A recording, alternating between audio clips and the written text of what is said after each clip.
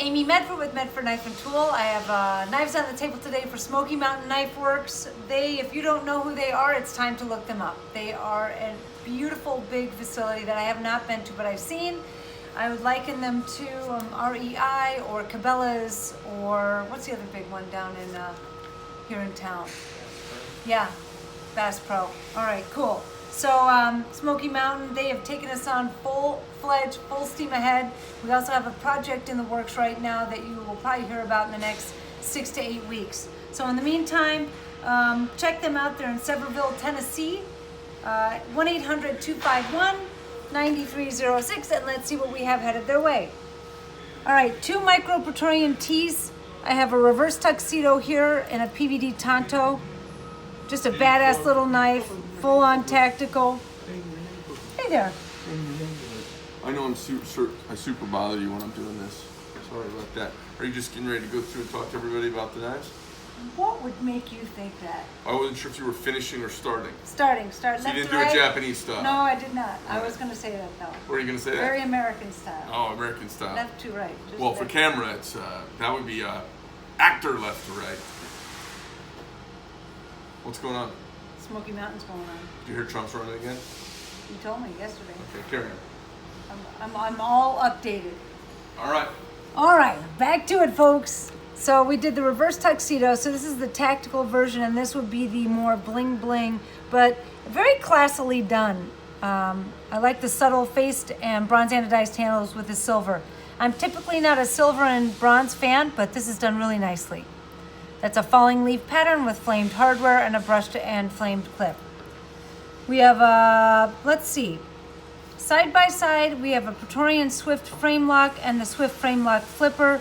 The interesting thing about this knife, I could tell that wasn't locked in, is that it is a combination of aluminum and titanium. So the aluminum handle and the spacer is built in with the handle, so it is one piece. Titanium spring side, that's where it gets the frame lock definition. Otherwise, it's the Praetorian Swift full body. So Praetorian Swift frame lock, black aluminum, actually that looks like a hunter gray, the dark gray, S35 PVD drop point blade, tumbled spring, black hardware and clip. And then the flipper, also a drop point. This one here has a PVD spring, so almost all blacked out. The hardware and clip are flamed.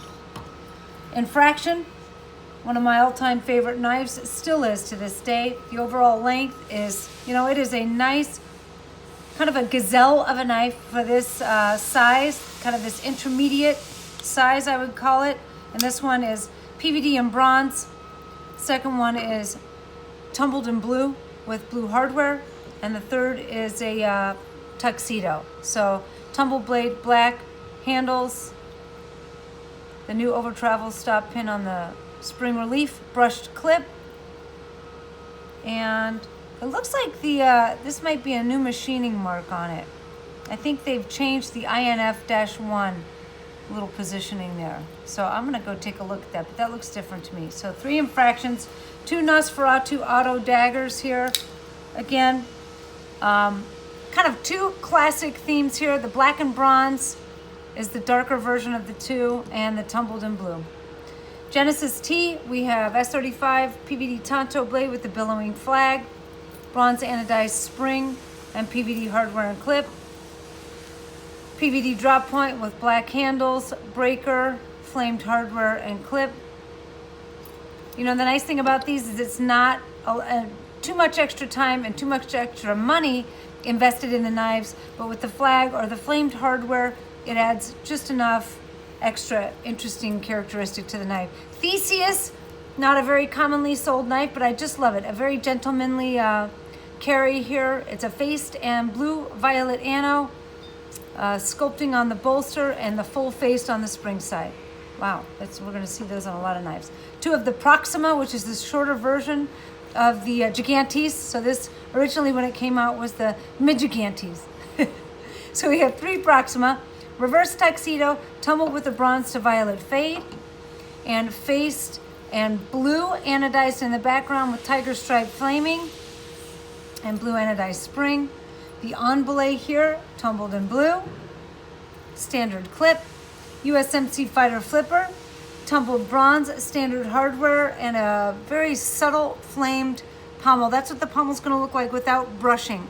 So you can see it's just kind of subtle, subdued, and I think a lot of people like that. They don't want that shine on it, and it doesn't scratch as much. PVD blade, pommel, spacer, flamed hardware and clip. So again, that's a USMC fighter flipper. That's a folding component or mate to the USMC fixed blade. A Seawolf short. When we originally carried these, we had the Seawolf short and Seawolf long. The long, this was dwarfed by the long by 2 inches. So the handle was the same for the 2, and the blade was extended by 2 inches. And then the Bonfire, this is offered in 3V. The Bonfire's in D2. The Seawolf is D2. The Bonfire is 3V. And this is the longest bladed edged knife I think we carry other than the machete. So that's an excellent all-around field knife, hunting, camping, you name it. All right, so those are all headed out to Smoky Mountain Knife Works in Sevierville, Tennessee. Check them out. Keep watching the videos. And until the next time, I'm out.